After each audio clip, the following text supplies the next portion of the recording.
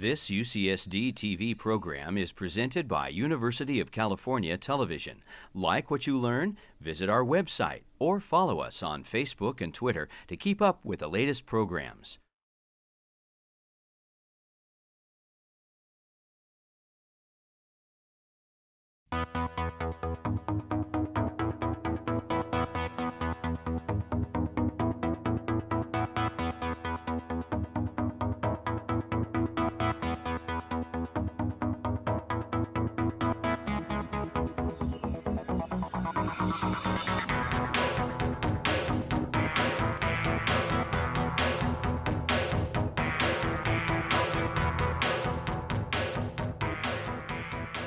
Hi everybody, I'm Dr. David Granite, and welcome to Health Matters. Well, all of us eat, and we eat several times a day, and sometimes we don't eat the foods that we should, and sometimes our weight gets out of control, and that can affect our health. All of us probably can learn how to eat better. All of us can learn how to avoid some of the things that we do, even unconsciously. Well, how do we learn how to do that? How do we get bad habits in the first place? To get us through all of this, we have an expert with us, Carrie Beutel.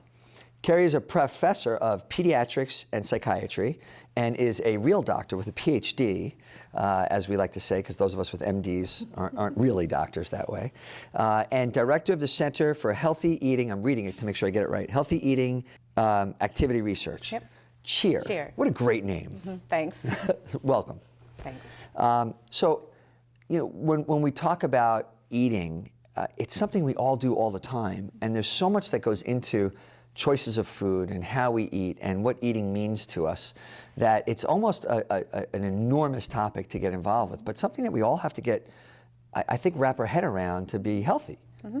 So how does this all start when we learn to eat, and what are kids learning as they learn to eat that we don't even realize they're learning as we go along?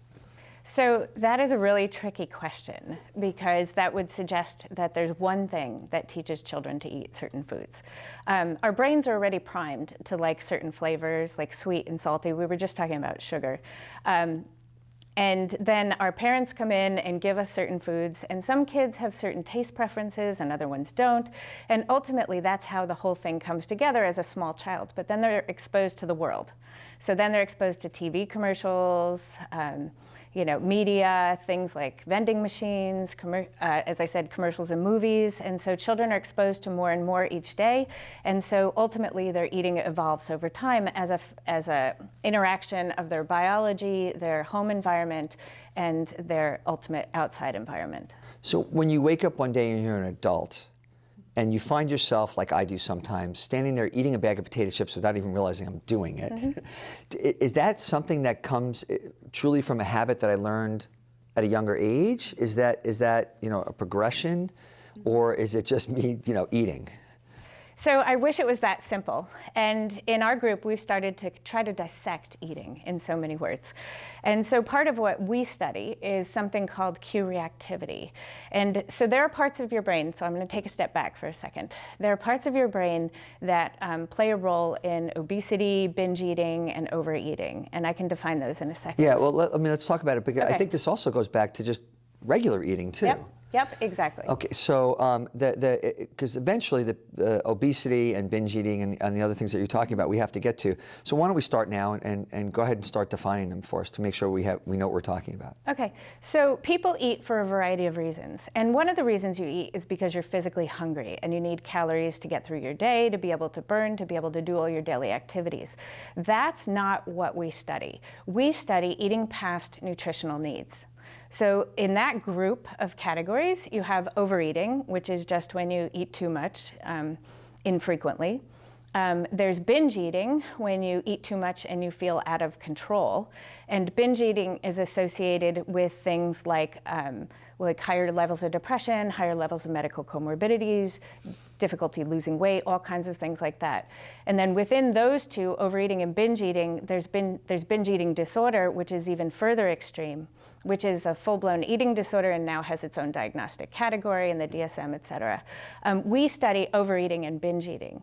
And so ultimately, we're looking to try to help people not eat past nutritional needs. What % of Americans fall into the category of that they overeat or they're obesity?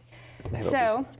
overweight and obesity accounts for about 2/3 of Americans today. And I mean, because it seems to me overeating, all of us do at some point. I mean, you back away from the Thanksgiving table. Oh, I just ate so much.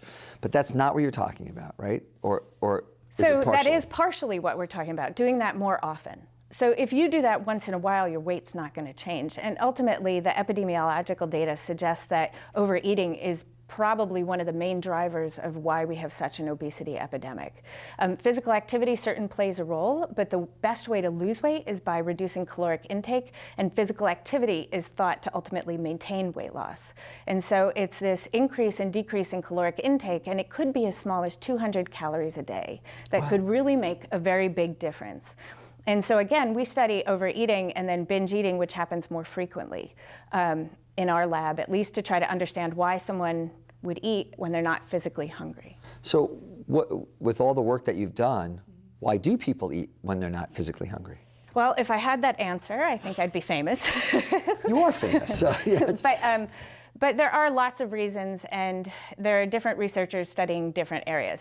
So one of the things we study in my lab is emotional eating. But another piece of overeating that we study is something called QReactivity.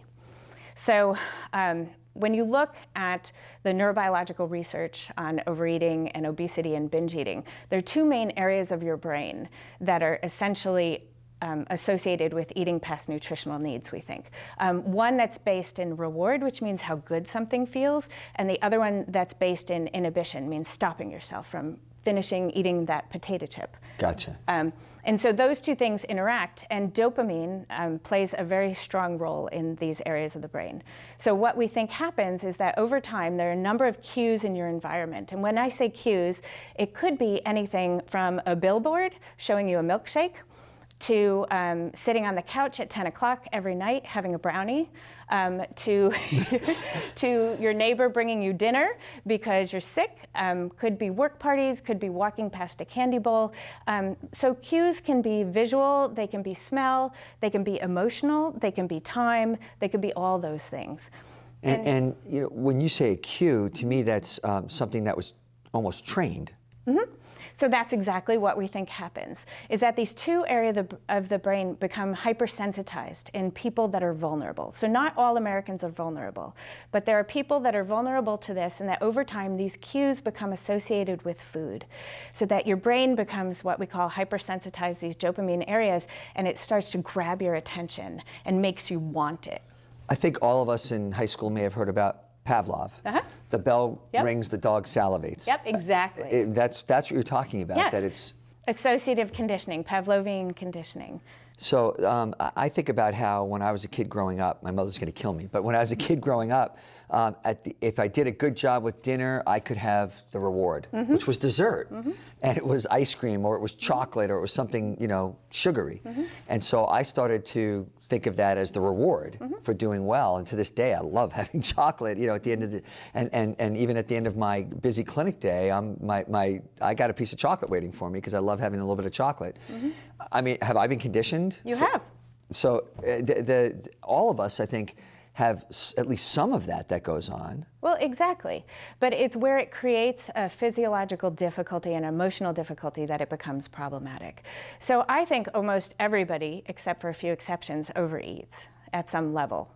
And so all of us do it, and all of us have had cue-induced learning, in so many words, and all of our brains have some sensitization. It's just people that fall in the more extreme areas tend to eat when they're not physically hungry. And then there's another piece to this, if I can add, that some people say that they feel hungry all the time. And I often wonder if that's this kind of arousal that occurs when you see the cues that happens to them all the time. So they feel hungry, but they're not physically hungry. They just want food. Not to throw one company under the bus, but it's so ubiquitous. I think I drive by the Golden Arches. I mean, the Golden Arches themselves eventually become a cue. Yep. And so you've been trained since you were a little kid.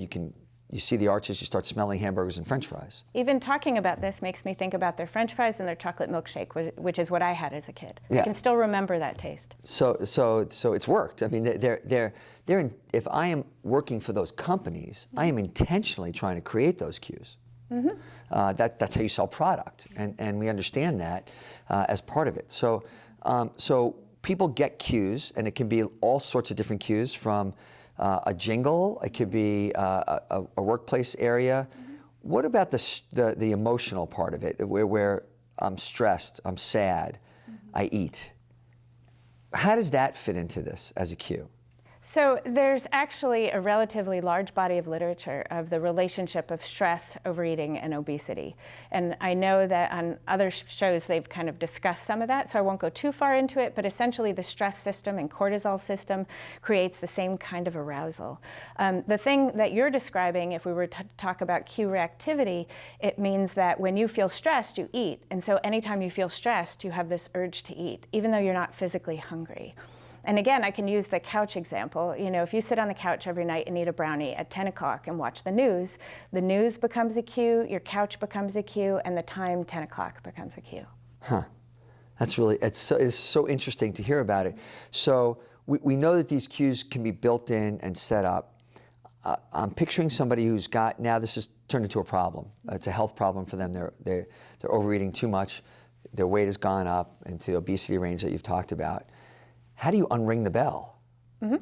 So that is a really good question. And so we've started down a line of research. So Pavlov's dog, if you don't remember, he rang a bell and would shoot a food pellet into the dog's mouth, and the dog would salivate. Over time, after you paired that enough, you could ring the bell and the dog would just salivate, right? So how did you break that? Over time, what you do is you ring the bell enough and the salivation starts to go down. And so that's called extinction. And some people also call it inhibitory training. And so what we're doing is potentially training that part of the brain that helps you resist things if you're doing inhibitory training. Oh, you've got to give me some examples. Of course. So we've developed this program called Q Exposure Food. And it's adapted from a program that's been used in anxiety for more than 30 or 40 years. It's been used in substance abuse, but we're the first group to adapt it to food cues. So the way that we've set it up, and we've now done a series of studies, we have someone, just say you were a participant in our study, you would come in at one point and create a list of your 8 most highly craved foods. Let's just use that as an example. Okay. And we'd go through them one by one. And each week or each time you came in, we would put the food in front of you and you would rate your craving or how much you want it from 1 to 5, with 5 being you can't stand it, you absolutely have to have it, and 1 being I can resist it. Gotcha. And so over time, you would look at the food and you would rate your craving, and then 30 seconds later, we'd ask you to pick it up and smell it, so you really got the feeling, and rate your craving. And then you would take a small taste, not a bite, a small taste, and you'd put the food down. And what we want you to do at that point is to pay attention to the food as much as you possibly can, and you rate your cravings every 30 seconds.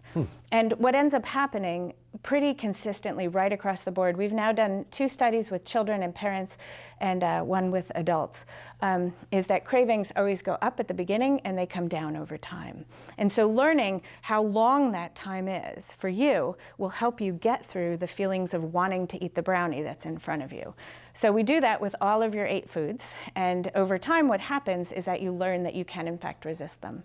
Some of your data showed that just by doing this QReactivity training, you can impact a significant weight loss with nothing else we changing. have some weight loss. So not nearly as big as if you did a big, like a physical activity and diet program and you'd reduced your diet. It's not nearly that big yet, but we're working to expand it. But in our kids, we saw a reduction in BMI, a small reduction in BMI, and in kids, that's actually a very big success. Yeah. And for adults, our adults on average, we did a study with 28 overweight and obese binge eaters, and they lost an average of 8 pounds, with the one who lost the most being 15 after 12 weeks. I mean, that's 15 pounds in 12 weeks, or even 8 pounds in 12 weeks, is without changing anything else, right? Yes. So there's no diet, there's no physical activity. So what ends up happening is that over time, if you can learn to rate your cravings and learn to not eat when you're not physically hungry, you end up reducing your caloric intake just by small amounts.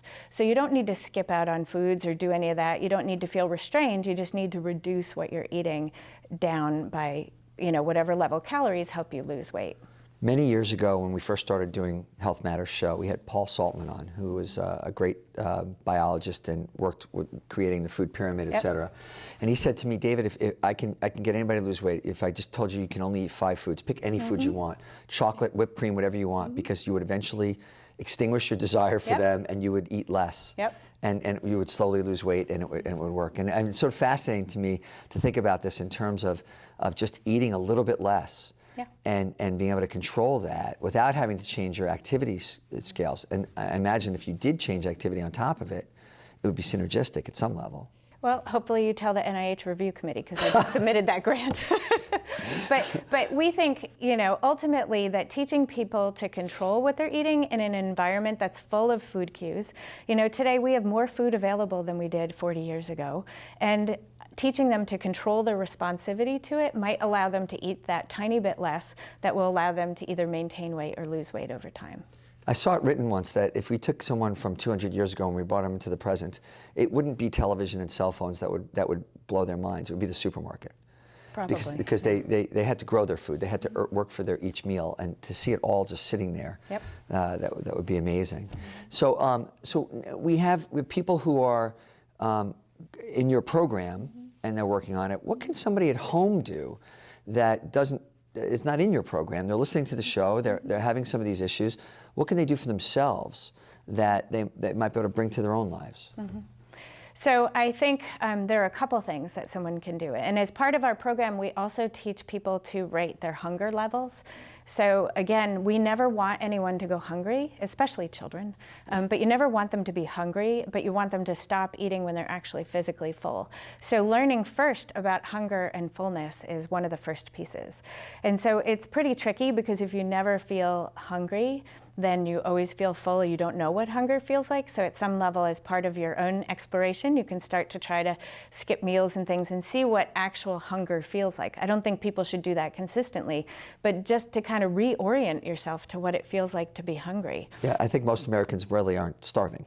No. And if you look at children in particular, like with my kids, I always had food in my purse. If they started to cry, you'd whip out a granola bar, you'd whip out some carrots or an apple or something, and they never really learned to feel hunger. And it's uncomfortable. It's definitely uncomfortable, but just to learn to reorient yourself to what hunger and fullness feels like. And the fullness piece would be like after Thanksgiving dinner, when you're like, oh, that's too much. Yes. And you lean back. So if you're a parent teaching not even teaching, I mean, we're feeding our kids. So effectively, even though intentionally or unintentionally, we are teaching them how to eat. What are good habits that we, just as a parent raising a kid, to prevent some of this from happening? Well, I think parents can think about this QReactivity piece, and they turn the TV off. Like turn the TV off. But also, one of the things we teach our families to do is to eat only in one spot, so that the couch doesn't become a cue, so that the TV doesn't become a cue. If you eat only in one place, that place will become the cue to eating, and then the rest of the house doesn't. But what ends up happening to most people is they go into the cupboard, they take out their granola bars, they start eating one as they walk through the kitchen, they're cooking dinner, they go over here, watch some TV, eat something else, So the whole area becomes a cue that might trigger overeating in someone that's vulnerable. So we start them off just by eating in one spot. And then secondly, I would take the food off the table, and plate people out ahead of time, and then slow meals down, so you're not trying to go too quickly, because it takes anywhere between 15, 20 minutes or so for the message to get from your stomach to your head. So when my kids do their prison eating style, because they want to get it from the table, they don't even know when they're full. They just keep eating because they never have time to feel sated. Yep.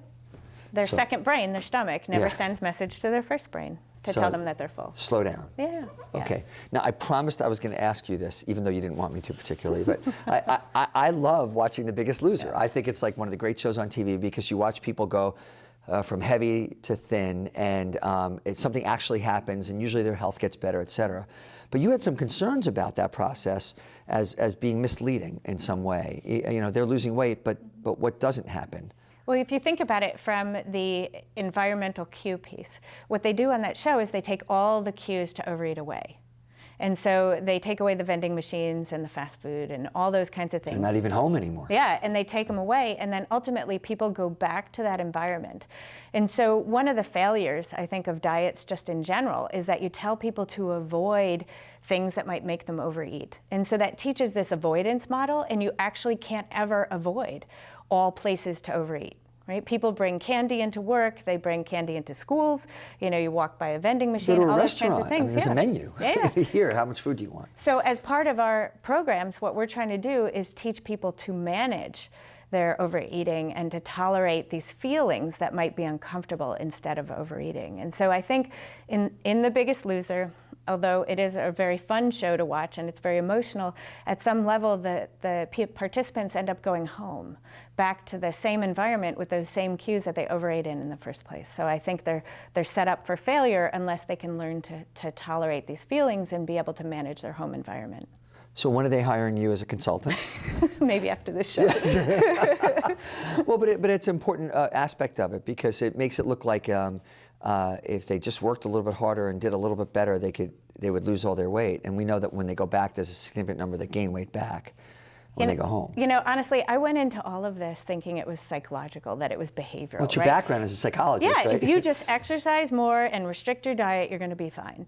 And over time, what I've learned more and more is that so much of this is biologically driven, and your brain does things before you even notice it, that it's very, very hard and complicated system. It's not just eating and exercise more. It's neuroendocrine systems, it's neurobiology, it's all these different hormones interacting, and it's just very, very complicated. So this assessment that you just need to do more is actually not true.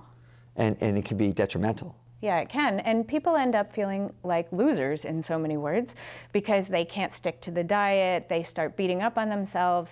I can tell you, I have family friends who say, oh, I failed another diet. I just might as well quit and just be a fat person, and all that kind of stuff. And it's not failure. It's your neurobiology tricking you into overeating. Well, and as you've talked about this, I've learned so much listening to you that so someone's dieting, but what they don't realize is they have this whole cue system that's working against them. That it's not just what they're eating, but everywhere they go, everything they do is cueing them to eat again. And so there's sort of the little devil on the shoulder that's constantly in their head that if they don't get rid of that, of course they're going to trip. And during this process. And if you think about it, it's like something pecking at you. There's all these cues kind of like building up on your back or on your shoulders, and then over time you just give in. And once you give in, then you're like, oh, I shouldn't have ate that, and then it's hard to get back on, and then all of a sudden you're gaining weight again. And it psychologically, it's really tough to lose and gain weight. It just does a number on someone. Yeah, and I've had little pieces of this, and I joked with you before, but it's really true that at 10 o'clock, I will find myself standing up eating out of a bag of potato chips. And my wife will go, what are you doing? And I'll look down, and I don't even realize that it's another night where I've stood up and found the potato chips, and I start eating them. Yeah. And so it's not a brownie I get, but I get potato chips at 10 o'clock at night. And I think I'm relatively savvy, and I don't even realize, it's like sleepwalking. I described it as that I don't even know that I've done it. And that's on a small scale. I can't imagine how difficult it is for someone to battle that on a larger scale.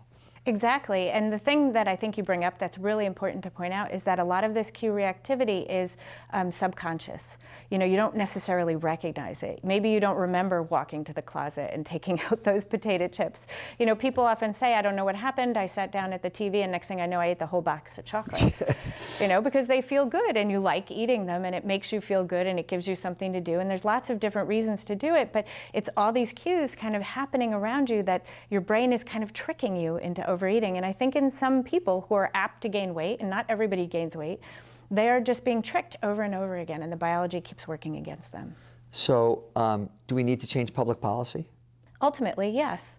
So people say to me, oh, you're working on treating obesity, do you really think that this is going to be the cure-all for everyone? And I always say no. The cure-all is going to be policy. It's going to be changing the environment so that people don't have to fight this like they do now. It's just going to be a long road, kind of like we did with cigarettes. Right. And you and I are both from the East Coast. Mayor Bloomberg was trying to change in New York the size of the sodas, and it sounds so patriarchal, that we're going to tell people what to do. But if I think of it as a cue system with a giant cup sitting there, you're cued to drink out of it. I mean, it's really undoing the psychological aspects of this. I mean, is that one of the ways to do this? It is. Ultimately, if you weren't exposed to fast food, you'd never crave it, right? And people always say, I need chocolate. There is no spot in your brain that you were born with the taste of chocolate. I'm going to disagree on that one. You need chocolate. You learned it over time. And so this I need chocolate business is the wanting, the craving that we were talking about. And so it's really, really tricky, but you don't actually need anything except for to have enough nutrients in order to grow and sustain your life. So when we set up a public policy, maybe it's how we advertise the food, not limit choices to the public, but like cigarettes, they're not advertised anymore. Yep. You don't see the Marlboro Man walking around anymore. Yeah, I think there's going to be a lot of policies. New York has made a lot of strides in the right direction. It's going to be a long road for New York too, but it's kind of could be the test. You know, there's a lot of test beds in the U.S. which are trying to change things.